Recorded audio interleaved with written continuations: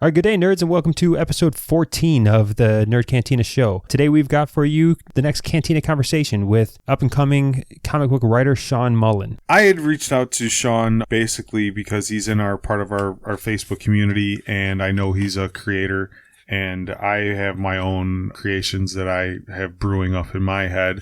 And it started the conversation with him about how he got started. And by the third question, I kind of stopped and said, you know what? I'm sure there's some other listeners out there that would like this information also. So we decided to bundle this up into a Cantina Conversation for everybody. Yeah, so if you've ever had a good story that you thought maybe one day you want to tell, or you want to create something, whether it's a comic or a book, you may find inspiration here in the sense that Sean has just taken those next steps. And he gives some tips on how he got started in the comic book industry, how he found himself an artist to work with, how that collaboration went. And then at the end of the episode, he does a little bit of a workshop with Steve on how he can maybe bring some of his ideas to life. Hope you enjoy the show. Stick around. Calling back all nerds. Nerds!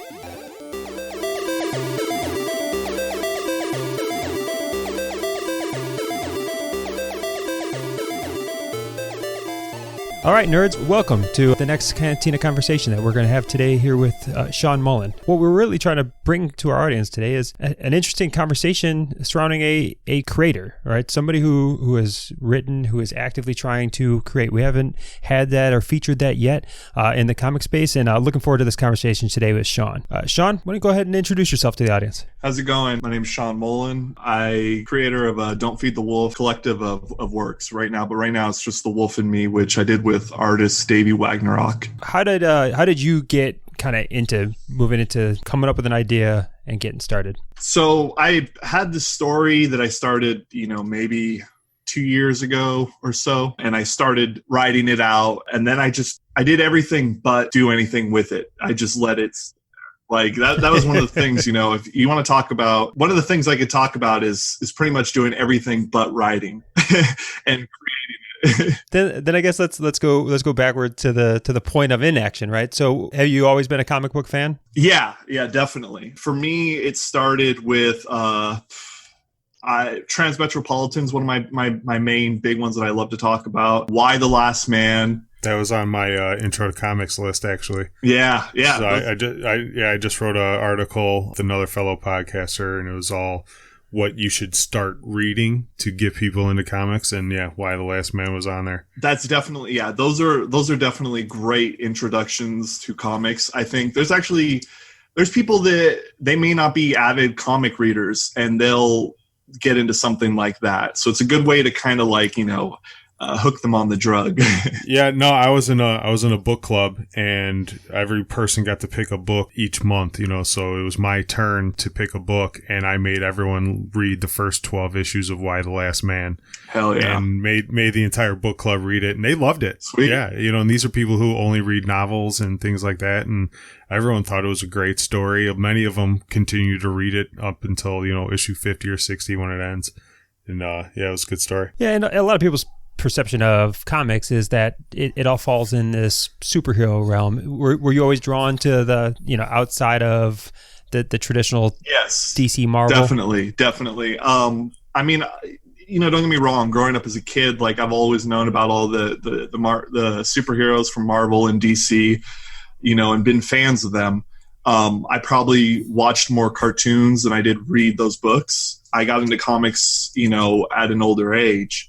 And I've always been drawn into the more, when I got into comics, it's because I was exhausted by everything else that was on TV, cartoons, whatever, media wise. And I saw comics and I started reading these stories, and I was like, there's a lot of really fresh and raw, material here, raw stories, fresh stories. This is different than anything else that I have been experiencing anywhere else. I mean, now some of the stuff's starting to come to the screen as well and other forms of entertainment. But when I got into comics, it's there was nowhere else to get these kinds of stories. And I love the freedom of that format for telling a story. When you first got back into comics, when people decide they want to get into the business, most people's first reaction is to start drawing. What made you go more towards the writer side? Was it the the fact that you like the storytelling of comics, or or you just can't draw? I just can't fucking draw. It's a little bit of both, like, I mean, I'm definitely, I'm not going to say that I can draw. I have it in my head. I can see exactly what I want, and my hands cannot do that. And so it's just way too frustrating. I can describe the scene, I can build it up, and I can work great with an artist on creating it, but I cannot do it myself, and I don't have, and I'm just now, I'm over 30 years old. Like, I feel like it'd be silly of me to waste time or spend time trying to learn how to draw when I recognize what my strengths are, which is writing and storytelling, and I'm just diving into that and trying to bring that to the table. No, I'm very sympathetic to that. I wish I could draw. Like, every time I go and look around, like, and I see the rates that artists are charging, and like I'm like, God, I could do that. I could tell my own story as well, like not have to rely on somebody, and then I could also make a little money on commission on the side. Like, I get excited. Like, I wish I could draw, to be honest. Well, it's always the art that draws me to the book, but it's the writing that makes me love the book. So that's one of the reasons why I gravitate more towards the creative writing aspect. And again, I can't draw for shit. Never really had the urge to attempt to learn either. But yeah, you have that creative mind. You still want to put your vision out there. You just need somebody else to use the tools to put it on paper. Yeah. So the first step then is basically towards getting to where I am now, and I'm still in the beginning phases of my works and whatnot. But like, the first step was studying the talent, studying what's already out there, and just, justifying my endless hours spent reading and watching other people's, stories. Is that to make sure that you don't want to do a story that somebody else has done? Are you doing that research based on, you want to make sure you have your own space in the medium, or is it to draw other inspirations or to draw inspirations and see what works and what doesn't work? I'm not too worried about like somebody else's story being like similar or this or that, like not in the sense, because like even I play music too. Even if I try and cover somebody's song, I'm going to do it my own way. I'm not going to copy anybody else's or do it like somebody else's. I kind of have my own voice. So I'm not too worried about like putting out something identical to what somebody else is doing. That's definitely not an issue, but it's more of just like, I'm trying to study and see like, oh, this is what works, or I like this idea, or maybe to like grab something from somebody else and build off of that idea. Like, oh, I wish they would have explored more with this element that was just like a little tiny mechanic in their story or something. Like, for instance, with the Wolf in Me, I took the mechanic from American Werewolf in London, where once a wolf kills somebody, that person kind of haunts them. And I built off of that, and I created a whole story using that mechanic. And I also set my own rules for that mechanic. I didn't want them to slowly be deteriorating away like they did with American Werewolf in London. I wanted them to stay in the way that they were when they were killed. So they're still kind of looking, they're messed up, but they're not just slowly turning into a skeleton and this and that. But so, yeah, like that's what I guess, yes, it's more just, like I said, studying other people's works and getting ideas and building my own from those ideas. Yeah, you pulled the inspiration a little bit, like you said, American Werewolf in London. And once you kind of have that idea, do you kind of lay out almost like in novel format that, hey, you've got your whole story and how you want to tell it, or did you come at it right away that, okay, this is what I want issue 1 to look like, this is what I want number 2 to look like, and you kind of go into it with a strategy like that? So in the beginning, I did just try and just write it out like a freaking novel, and it's honestly, if that works for you, that works for you. I heard Tarantino will write things out like in a novel kind of first and then turn it to a script. One thing that has really helped me recently was somebody else another writer that I know. Basically what he does is he showed me these beats, he does these beat sheets, and that kind of really helps. And that's now what I do is I just actually start writing out what I want to happen in beats. And I don't necessarily limit it to like, this is what should happen in one issue or not. Like, I just kind of start writing out those scenes in order and kind of building it, and then I work off of that while I'm writing my script. Does that make sense? Or yeah, no, it's interesting. Yeah, so like it's kind of like, you know, it's like your blueprint, your foundation, you know, and it also makes it easy too when you're in the mood for brainstorming ideas to not get so caught up with format or worrying about the length of each part. Like when you're writing these little paragraphs and these beats, like, you know, one could be 4 sentences long, one could be a sentence long. It doesn't matter. Don't concern yourself or waste time worrying like how many pages that section should be or whatever. Like, you'll do that later. You'll figure that out. Like I say, just start writing it out, the story, like almost like you're doing like a short, quick story, or like the whole thing going through like a, you know, a Wikipedia like synopsis or something, but just start kind of like, okay, then this is going to happen, then this is going to happen. And you build from there. And then once you have that laid out, as you're writing the story, at least for me, like I start building off of it and adding more and getting more into the nitty gritty of it, and then going back to and finding ways, because I like to make things connect to every little thing. I want to connect and come back, and I foreshadow and do all this. Yeah, it's just a great way to start, build off of. Okay. And then, you know, your webtoon doesn't, you know, kind of have a like comic book panel appearance. So once you start getting into the actual issue writing, are you writing it as, I want this image going along with this text, or this, you know, panel in the upper right, I want this center left, I want this type of image to go with my story? From what I know of comics, that's usually up to the artist, is it not? It actually goes back and forth. It depends. Now, I'm working on a physical book right now, or a couple, and another person that I'm working with, he's published multiple, and he writes them out, the panels. Now, you don't necessarily say where those panels go, but like, let's say we use Writer Duet, which has like a graphic novel format, and one of the things it does for you is it lists at the top, and it automatically lists out how many panels. So if like one page is a splash page, you know, or one page has like 5 panels or 7 or whatever, it lists up at the top how many panels. And then you separate and organize those, like panel 1, and you write what's going on in it. But you don't really necessarily say, you know, like I'll list out those panels and what I want in those panels, but I still leave that freedom for the artist to figure out, like, maybe what I might write out, what I want in one panel, the artist will go, you know what, like, we should split that into 2 or something like that. So you still want to leave some freedom, but it's just really with the script, it's a way for you to kind of communicate to the artist and give them the ideas of what you're looking for as best you can and make it easy for them to read. And then, but like, you also, at least with my experience, you want to trust the artist's eye too. Like they're going to usually figure out the best way to organize these things, you know, and make it work. Like they understand it a lot better as far as like composition and symmetry and all that. And you said you're able to do this within a computer program? Yeah. So it's free, or you can do the paid version, which I do, because then multiple people can share, and there's other added features.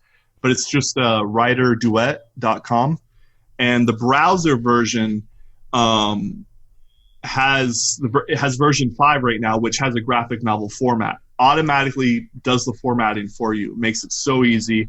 I can share, you know, like with you guys, like PDF examples, kind of show you my script. Especially like the Wolf one, you know, for instance, so you can kind of compare. Or I could also show you too with like one of the physical books that we're working on, like just you can kind of see how it lines up. Yeah, no, that's interesting, because I know a lot of art now is moving to digital, and there are a lot of artists. I have a personal friend who, he draws on a tablet now. He doesn't draw on paper, you know. So I was always wondering how technology was going to drive some of the comic book industry in the future. You know, if we're still just going to have people drawing on giant splash boards, or if the next generation is going to be kind of tablet driven, I'm not an artist, so I don't want to get too much into it, but from what I know and what I've read, and from my friends who are artists, a lot of them still recommend that you start off just pencil, paper, working with those traditional mediums before you move to a tablet. But everything now is pretty much, you know, is using both really, or just, you know, working on the digital. Okay. So, you know, obviously a big part of then your Wolf In Me project, and then every project you plan on doing as a future as a writer is going to hinge on the strength of kind of your artists and your letterers. How did you get linked up with your current artist, and how do you really make sure that you and the artist are in line with the vision of what you want to achieve? The first thing I will say is one thing to avoid, and I'm only recently trying to use this service for creating a logo, is Fiverr. Like I've had the worst experience with that ever. Yeah. We have a Fiverr logo. Yep. I can't imagine you want to do that for an entire So comic run or. That's on my mind right now because I've been working on this logo. So besides that, the Facebook groups. There's these Facebook groups that I'm a part of, and there's connecting comic book writers and artists, comic book creator opportunities or something, and there's incredible talent on there, a really wide range of talent, and I mean all different levels and skills, and it really does help. And for me, like, what I do is I joined those groups 3 years back or like a while back, and I wasn't even I was just kind of keeping an eye before I even started doing anything. But once I started like seeing different art that spoke to me, I started reaching out and talking to those people and just trying to get a rough estimate on like how much it was going to cost or this or that. And that's how I found the artist for the Wolf In Me. Was he did some art that kind of reminded me a little bit of Tarantino. And I was like, okay, so we started talking, and that's when I just knew, like, through our conversations and also his art spoke to me, but also through our conversations, I had a feeling that was like, we kind of speak the same language. I think we can work well together.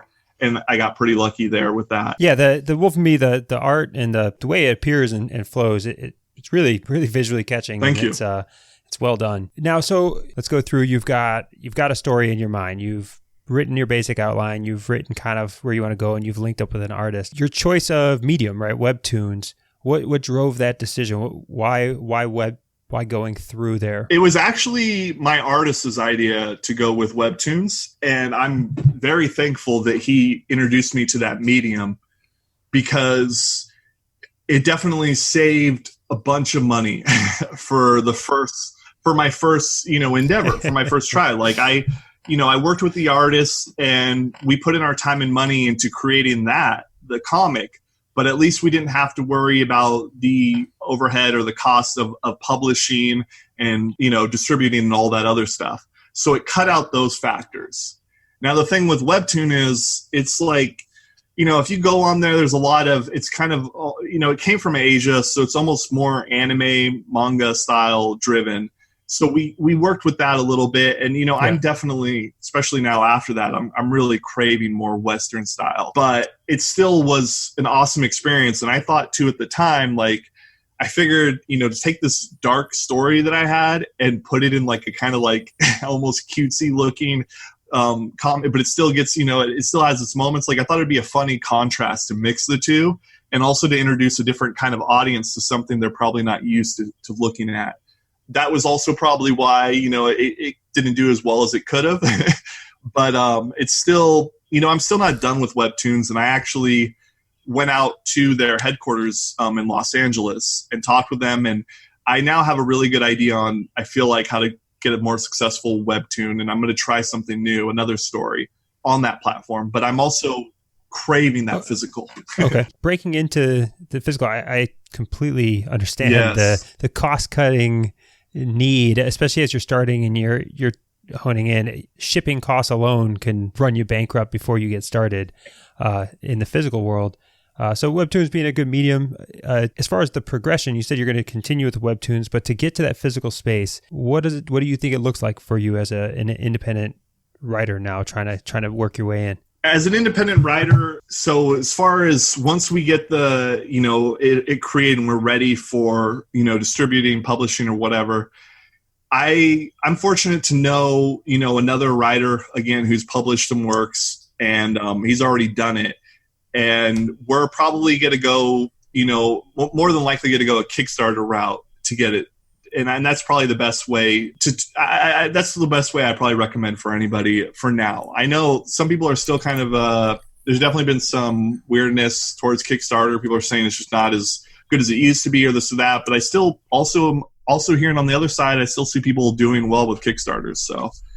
Yeah, I recently read an article about the comic book industry as a whole, and they were saying that comic book sales as a whole last year increased if you factor in Kickstarter and you factor in some of these outside mediums. Like the comic book stores are still struggling, but there are newer comics and stuff, and because of the mediums like Kickstarter, comics are still being consumed and purchased. It's just not through the traditional means. I've definitely found some really awesome and creative stories and great creators like through Kickstarter that, yeah, if we weren't living in this digital age and we didn't have these tools available to us, like I never would have seen these things in a comic shop or anywhere else, for that matter. And I never would have met some of the people that I know now, like, because, they lived on the other side of the state or other side of the country, or other side of the planet. And we have for next week an interview set up with a Felipe Cagno who just finished his second successful Kickstarter campaign with his series finale on The Few and Cursed.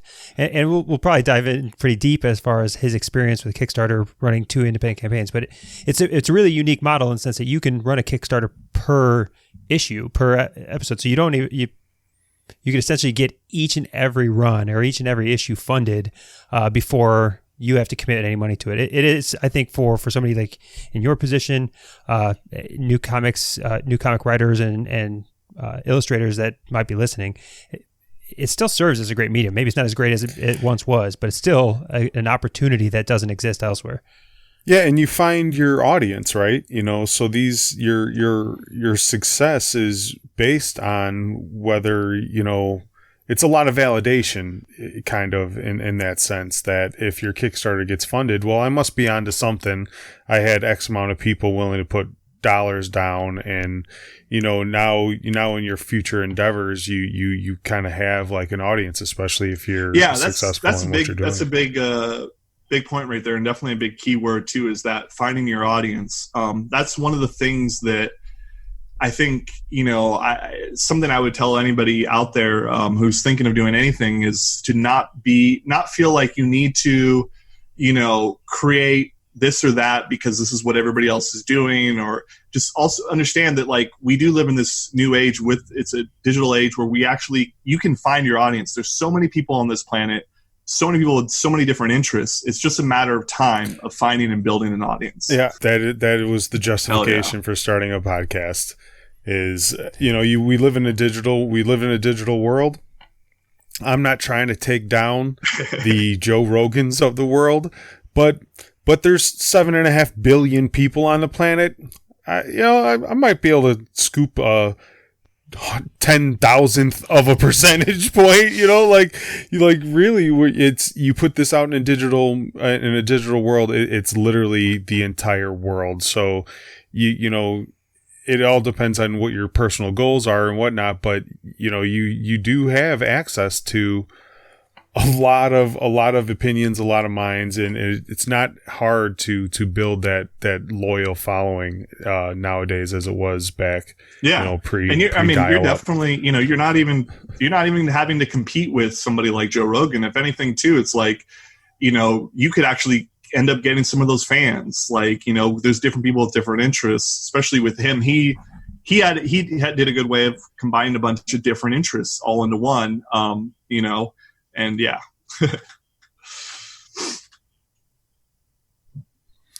So what's, you talk about on your website, don'tfeedthewolf.com, you'll start kind of giving updates on what's coming next as you've finished up The Wolf in Me.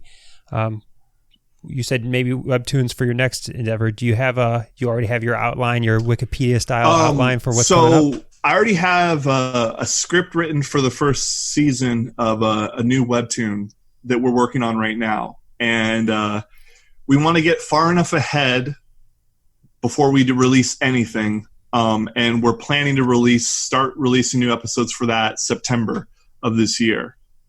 And then I have another short story that I'm doing. It's a physical book. It's actually really cool. I can't give away any details with that. But it's oh yeah, absolutely. Let's just say there's more than there's there's like 3 to 4, maybe more heads involved in this thing, and it's going to be a really cool combination of different talents. And we're doing something a little bit different. It's not something that hasn't completely never been done before. It's been done, but you don't see it that often. So that's why I'm kind of, I don't want to say too much more about it. But I did put up a preview for that cover of my story. That's on it's on the Facebook group for Don't Feed the Wolf. I should send you guys a copy of that. That cover was done by Michael Yakudis, and really talented artist, really insanely talented. Well, remember in the Facebook group, Tuesday, Selfpromotion Tuesday, whatever you're posting on your page, you should be posting in ours on Tuesday. Hell yeah! I didn't even. Yeah, definitely. I'm down. I'll put it in there. So that's really exciting, and I can't wait for that. Especially too, I can't wait to have a physical book under my belt, and actually be able to say like I published something on Webtoons, but I want to be able to say I'm a published writer, and that physical book is it's a nice step closer. And I'd be definitely happy to talk more about that process once it's done. If you ever want to have me back for that, to talk about what it was like actually printing and publishing and doing all that stuff and how Kickstarter went, yada, yada. Oh, for sure. I just recently dipped my toe in the creator realm. We started the website about a year ago, and now we've been doing the podcast almost 3 months. When I first started writing the reviews and putting things up on the website, even just having like 50 people read it felt like a very rewarding thing, to take your thoughts, put it out in the world, have anybody receive it and, receive it positively. How rewarding has that sensation been for you? Is it, I find it very almost therapeutic to just get these things out of your head and then put it out there. And it is kind of a scary thing, especially at first. How's that scenario kind of been for you? That's something that I was going to bring up. That's, talking about motivating yourself to kind of start creating and get ideas, it really does help. One, once you get, somebody that you're working with, another person, and you feed off each other. That's awesome energy. Two, once you get to that point where you are getting things out there, and especially that's what's kind of cool about Webtoon. It's good and a bad thing, but like, I'll just get into the good for now about that. Is like the cool thing with Webtoon is you're publishing each piece by piece, and you're putting it out there as you're working on the project. And it's really cool to start getting that feedback, because that actually too, is very motivating. And it can be, it could also be bad, right? If it doesn't, if it's not received well. But like, it's definitely something, I've wrote for a long time. I've always had these ideas, and I've always talked about all these great ideas and things I want to do. And I've always been that person who we could sit around with a bunch of friends, and talk about these awesome ideas, and I never did anything with them. So it felt really great to start moving away from being that person who's just always talking about, I want to do this, to somebody who's actually doing. And that was a great feeling. But then to get reception from other people, and actually to have like a good reception and people to understand kind of the story or what I'm telling, that was cool, because, sometimes I feel like I think I'm entertaining or I'm funny or this or that, but like, it's not until you start really hearing from an audience outside of your close friends, or peers. Yeah, we all live in our own personal bubbles, and you gotta put it outside of your bubble to get the verification. Grandma's always going to call you a handsome little boy. Exactly. And and also too, you may talk about an idea or something that you're doing or show something to a friend, and they may know what you're trying to do with it because you've been talking about it so long, but it's actually way more beneficial for somebody who doesn't know anything about it to look at it and give you a viewpoint, because that'll let you know whether or not you're doing a good job of conveying the message or story or whatever you're trying to convey, because your friend or family or somebody else that's close to you, or even the people that are working on it with you, they have that tunnel vision. They know where you're going with it, but you need to get that outside perspective of that blank slate and see how they respond as well. And that's kind of, it's fun in itself. So how long did you focus group Wolf In Me with everybody at every bar that you got 5 drinks into. To be honest, that would have been, it would have been a smart thing to do. I just freaking, we just ran with it. Like, I definitely now, I think I've gotten now, maybe because of just running with it, especially because getting used to like getting that feedback and stuff from like webtoons. Now with some of my other stuff, I am kind of, sharing ideas with like close friends, people that I know, and this and that, just little tidbits, like, okay, and like running things by them to see what they think of it, engage their reaction. But yeah, I definitely, with the Wolf in Me, it's something I just, we just ran with it. I had this thing, and yeah.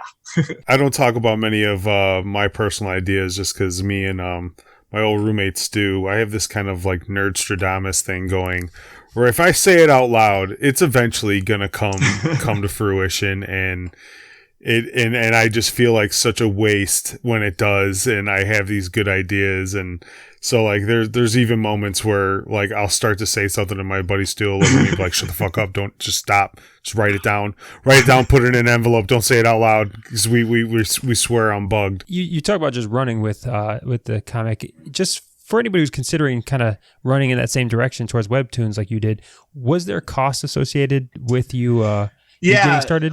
There definitely was, but it wasn't as expensive as it could have been, especially now. Like, I have a really good grasp on the cost of the art that I like.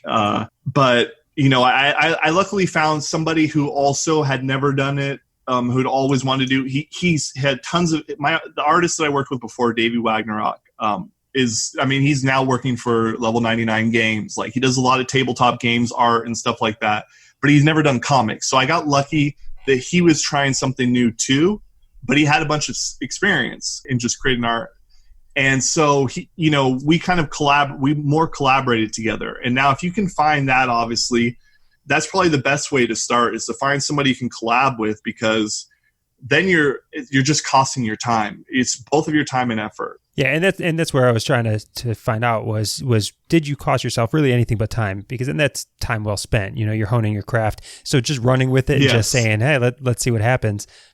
No harm, no foul there. If you're committing a couple grand to just run with an idea, maybe you focus group something and put a little more time, I guess, up front on the front end, just to make sure that the idea is viable. But webtoons being, again, you said if you found an artist, through these Facebook groups or whatever else, that was willing to also test their ability, hone their craft and collaborate, really the cost to be kept pretty minimal. It's definitely, it's not for everyone, and there are a lot of artists too that, they've been basically, they've been working for free for a long time, or they probably always have had people constantly want to do things with them. So it's like, you really have to, but if you got to find somebody who's on the same page too, and you need to find somebody that believes in it as much as you do.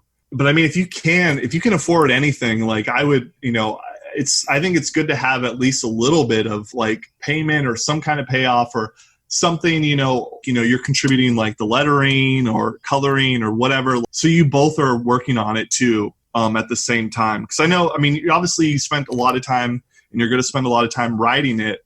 But once you do and you have the story written, like you can also spend time revising it up until the point that they start creating it. The draft's never final.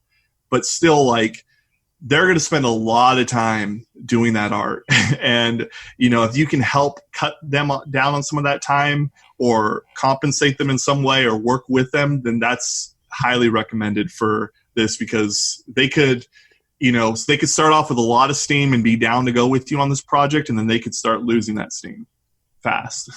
And I know a lot of artists get underappreciated in just the art industry in general. I know there's a big push amongst a lot of artists to not enter these submit your art contests for companies like Pepsi even, and it's like, hey, artists want to be featured on the Pepsi wall, submit your art and blah blah blah. And it's like, why are you working for a multi-million-dollar company for free? Like you have a talent. It is obviously sought after. Why would you give these people something for free? And there's a big push by artists because, many people think that it's just hey man, you draw me a mermaid real quick or something, like, draw my next, they every tattooist I'm sure has had a dozen friends ask them to draw their next tattoo for free and things like that. And it is very, they often go very undervalued. Yeah, no, it's a big thing. And I also too, I mean, the artist that I'm working with right now on the next webtoon, he was telling me some horror stories about like some companies that he's worked for too, that like, because he lives in Brazil and they like, they're not paying him and he's already done the work. And like, so there's horror stories of that stuff happening too, where people are promised certain things and then they're not given it. And I come from a working class family and a working class background. The one thing that pisses me off more than anything is hearing about anybody who's worked hard and earned something and then they're not paid for it or compensated. Like hearing about anybody, that's a whole thing we can get into, and I can go on and on. I'm very passionate about, and I feel that way for artists. Like they definitely do deserve their pay and they deserve to be taken care of. And that's why, it's like there's some artists that I wish I could work with and I wish I could afford, but I would never, and that's the thing, I would never feel confident or comfortable taking anything from them for free. Like I just, I feel like the artist should be paid and taken care of. And I feel like it's a really big, important aspect of it. And it's about showing respect for each other and their work. I have two friends that work for Marvel, and one is at the top tier and the other one is at probably, a mid tier. And it is reward, good to see them get rewarded for their talents, but they both have worked very, very hard, have put in thousands of hours of their time and sweat into craft, honing their craft and getting better and taking the rejections and taking the shit jobs. And, when they do succeed, it is very, I like to see them succeed like that. I think art goes in general, writing, drawing, music. I think, society doesn't really put a proper value on art and nowadays. At the same token too, I mean, writing's definitely, pretty under fucking appreciated. And as far as like that goes, but with this aspect, like for the most part, the thing is, the difference is like we're trying to create it too, and it's like it's our thing, so it's like and you ain't doing it for the fame, let's be honest. Like I mean, for me, man, it's just about it's keeping something, creating something that could outlive myself. And it doesn't need to reach any fame, but I mean, like, hey, like maybe even somebody in my family could discover this freaking random book that I had, created like down the road, years after it passed. No, it's very human to want to leave a niche in the wood of life, just leave your notch and let that stay there long after you're gone. I think it's a very human thing. I think anybody can relate to that. I think one thing that might be fun to do here is maybe, Sean, if you could workshop a little bit for Nerdstradamus, and let's, we won't have him say his ideas out loud, right? Because somebody will undoubtedly steal it. I'm telling you, it'll be a TV show in 2 years if I say this shit. But kind of as a tutorial, we'll use Nerdstradamus here. We'll use Steve as the guinea pig. But really, any independent writer, somebody who was kind of at your point that you were talking about before, in action. Yeah, right now I have a story where I want it to start, where I want it to, so I have about 24 issues, a 12-issue story arc, and then another 12-issue story arc kind of that I'd like to do.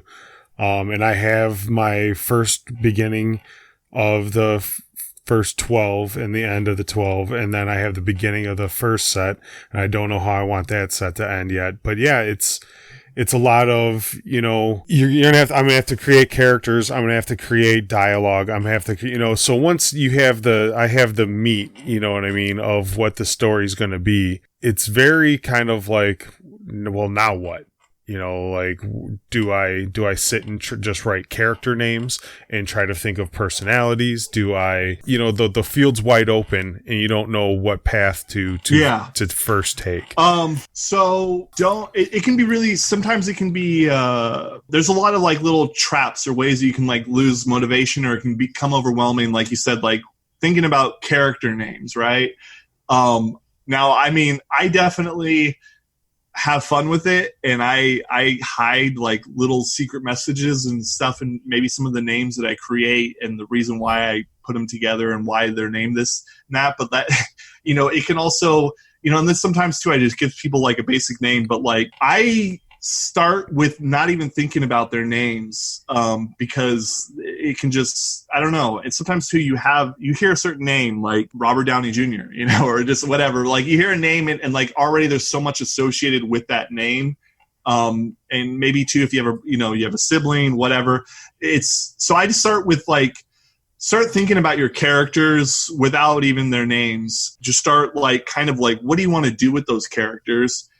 As far as the story goes, but then also give those characters, like goals and desires and just needs that are going to drive the story, but and create opposition.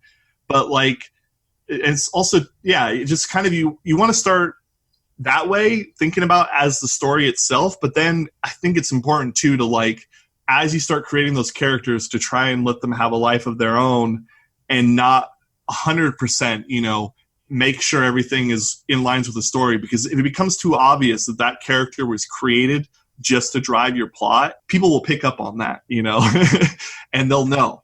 So you got to be careful about that. Like you want things to happen. You want the story and the plot to move forward, but you can't just like, if it's real obvious, like a character just shows up at the right time and hands your character something to advance them to the next stage or whatever. It's like, oh, that whole person's existence revolved around that little moment of being there just for your character. And people will call bullshit. People are pretty smart viewers these days. And then they're also still, can be pretty silly and not catch on. Yeah, and that's my concern is I know, I write movie reviews and TV show reviews and things like that. So I'm very critical when it comes to plot holes, lazy writing, and things like that really make a bad movie or, whatnot. So to try to tackle that realm and put myself out there for the same criticism I give others. Yeah, it's a very daunting thing. What helps for me is like too is I just and it's a lot of people do this, is don't be afraid to when you find things that are interesting about people that you're talking with or around or to sneak those into that character and give that character dimensions with it. I kind of, that's one way that it helps. Like it makes those characters feel real and it brings them to life, is I put people into those characters or parts of myself or whatever, and I just even if I go to the bar and I'm having a conversation with somebody, like there was some girl that was freaking talking about how much she weighed, but then she said minus, like, what was it, 30 pounds or I don't know what. And she said for her head, because she knew how much her head weighs, like without her body. Like I was like, just my mind went all kinds of crazy directions. And I was like, that's interesting. That's weird. I'm going to put that down. And I might, save that, either my reaction to it or just how she was, or both, and put those into a character.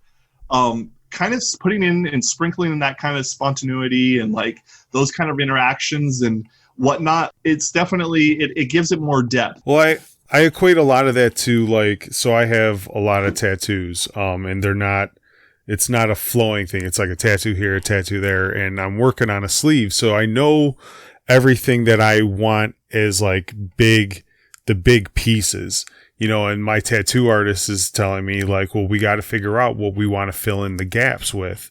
And that's where I lose the creativity, is like, where you fill in the gaps. So you have a lot of these main things.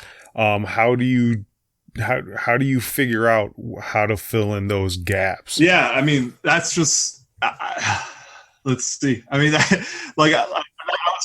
what I was trying to share, is a little bit of like, that's my, that's where those gaps come from. Is just pull in that stuff. Just pull in. Like, I mean, I don't know, when I'm sitting down and I'm writing a scene, like I will speak out loud.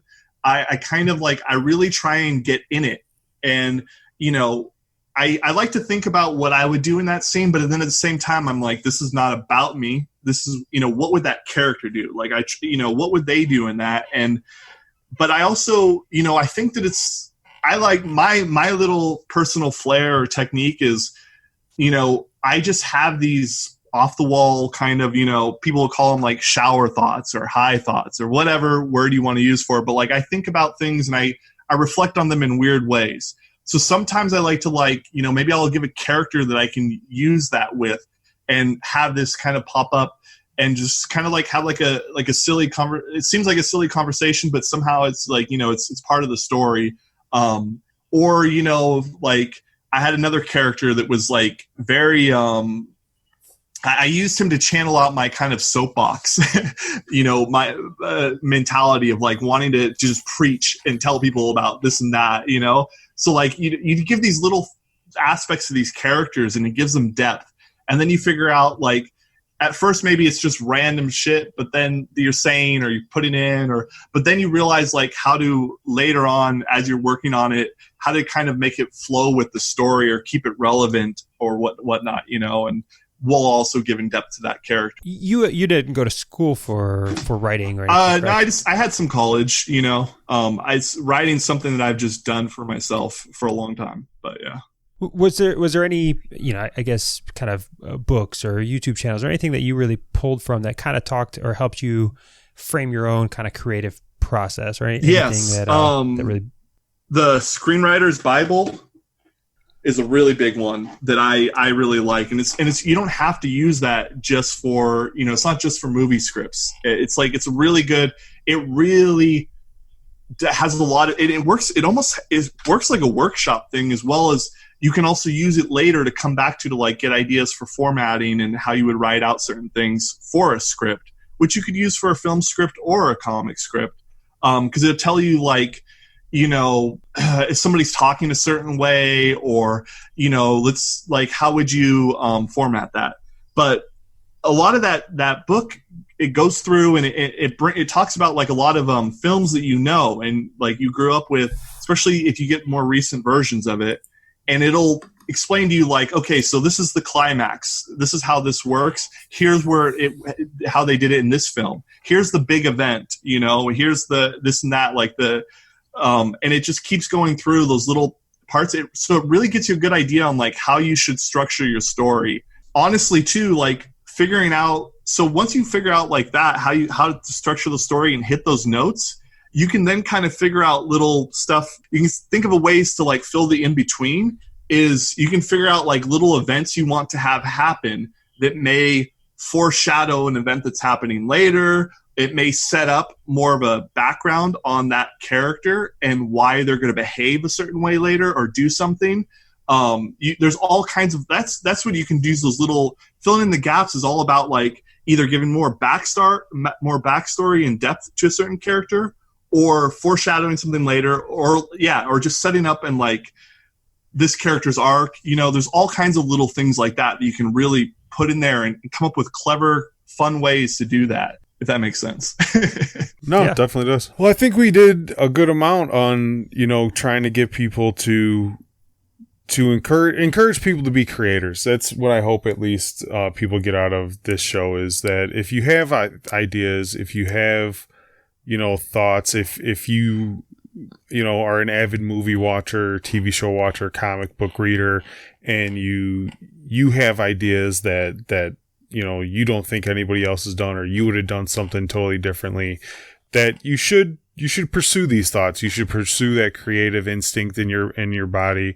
You should go forward with these things. We live in a day and age where it's very easy now to put yourself out there. You have kids making $10 million a year playing with toys. Like, what the fuck are you doing sitting on your couch? Like, get out there, do something. It's very rewarding to put your thoughts out into the ether and to have people receive it and just get any kind of feedback. Like we said earlier, there's 7.5 billion people out there. Someone might enjoy it. Someone's going to like it. Don't doubt that a whole bunch of people won't give a fuck either, but you might find a handful of people that really appreciate having your thoughts out there, and that's a very rewarding feeling. Also, two things. One, I mean, I'm one of those people, man, I binge the hell out of freaking TV and movies and stuff, like, but I still, I'm very selective with what I watch, and I try and, justify it because I'm studying for, ideas on like how I want to, like, this is what's good, this is, and this and that for what I want to do. But then the other thing is, one thing I haven't, I've done one other podcast. One thing I haven't revealed yet. One thing that I did before I started writing the story or creating the story. No, I started writing the story and then I let it sit for, a year or two. And in between that time, I actually played Grand Theft Auto 5 RP. I don't know if you guys are familiar with that. And I was like, I was an admin on a server. Like, I got really fucking deep, like, a pretty decent sized server. But like getting involved with that really helped me build characters and dialogue and improv and just kind of throw myself into a scene and build a scene because like I got used to that just creating. That's one other little thing that I did. But again, like I said, I did a bunch of things, but writing for the longest time, but actually doing anything. I understand anybody else who's in that point. I'm sure somebody else will get it and they know exactly what I'm talking about. If you have these ideas, you want to do something like, but you just keep on doing everything else but that thing. Like I'm right there with you. It still is a struggle that I, have to go through. And I still, constantly have to keep pushing myself. And I don't know, like if it goes anywhere with it, I'm sure it'll still be a daily struggle. Like every day, there's always going to be distractions. Well, and a lot of our listeners and readers and stuff are in our generation. We're Ken's in his early 30s. I'm in my late 30s. So we all have children that like to create too. This is an opportunity to know. Encourage even your kids. You got a 12-year-old that likes to draw, have them start creating something. You got a child that likes to tell stories and has a vivid imagination. Man, take some notes, write them down. Like it's not just, I think for everyone to internalize, but a lot of us do have creative kids, and their brains are sponges. So if you want to even take these lessons today and apply them to a third party, I think it goes a long way. A great point. If I was younger, like if I was in high school or junior high, middle school, I wish that I was during this time right now. I think that would be a great time to get into like webtoons, for instance, and be creating with like your friends and just slowly start kind of getting used to that. I would like, and I definitely, if you're younger too, I would highly recommend working on, if you want to get into comics or anything like that, just start trying to work on drawing. Like, see if you can, if you can pick that up. I think because if you do that, it's going to really help you in the long run. Even if you don't end up wanting to be the full-time illustrator or whatever, at least if you can create on your own, you'll have to rely on way less people and way less money and resources. Like, you have a really great foundation, and you'll have so much more opportunity, I feel like, to create something, and it'll be a lot easier. I mean, I don't want to say it's easy though. It's not. But like, a lot more. Yeah, it's not easy at all. Yeah, like everybody would be accessible. It's more accessible. I just feel like there's a lot more opportunity involved for people who can illustrate. And I highly recommend if you want to get into something now, like to go that route, and you can, learn both. Well, again, we appreciate you coming on and talking. It's a great conversation for us, and hopefully for, again, people who are in the same boat as where you were. Now, just to remind all the listeners, they can stay most up to date with what you've got going on don'tfeedthewolf.com if they become subscribers, correct? If there's a little, I just set it up with like, MailChimp kind of thing. If you set up there, I won't spam you. I'll probably send out one letter a week, if that, Don'tfeedthewolf.com. You can sign up for my mailing list, which I haven't even really started building yet. But then Facebook.com/don'tfeedthewolf or Twitter.com don'tfeedthewolf, and it's the L is a 1. All of those, I'm most actively promoting stuff on probably, the Facebook. But like once content's actually coming out, you'll see I'll be hitting everything strong. And I I want to keep people up to date though on those emails. So I want to start getting that. Well, great. We'll be looking out for your September release, as well as kind of that secret project. Yeah, I can't wait to share that. That. Thanks again so much for having me on, you guys. It's been awesome. No, we appreciate your time. All right. Well, farewell, nerds.